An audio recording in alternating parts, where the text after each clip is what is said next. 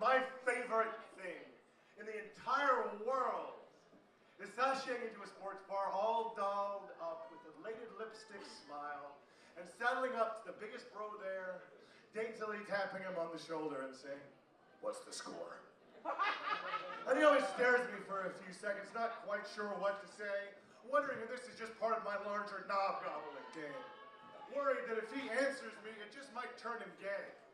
And so more often than not, I have to ask more specific questions to make it quite clear that what I'm curious about is the fucking score and not what he's packing in his pants. Something like, the score. Has our pitcher, Guthrie, been using his curveball effectively?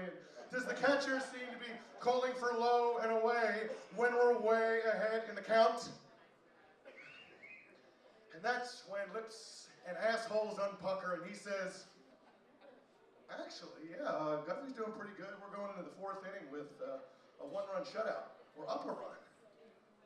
So I got a question, and that's when I fucking cut him off and I say, yes, I did used to hate my father, but not anymore. And me and my girlfriend of 3 years definitely had better sex than you and yours. I mean, when she wraps her legs around my back, it's not long before the both of us are screaming Cal Ripken, right? Back to the game. Did you just say we're up a run?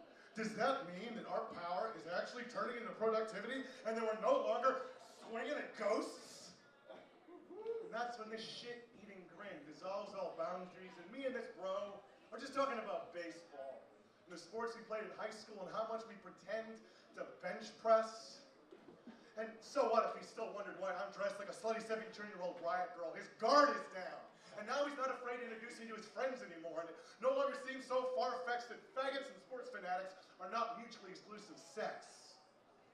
And what you need to understand is that I'm not just some freedom fighter. I mean, sure, I take great pride in making sure the Bastillions of Machismo have loosened their membership policies, but so much more importantly, this is about me getting to come out of the closet, about being a cross-dressing jock. Because the creative world is very unkind to us athletic queers. I mean, they have told me repeatedly and in no uncertain terms, I am not allowed to be all of me all at once because it's some kind of arbitrary abomination. And so then, my greatest joy isn't squashing assumptions, it's living above them in the worlds I've learned to create for myself where people are finally no longer so occupied with all the whys and I can stop explaining myself. Oh!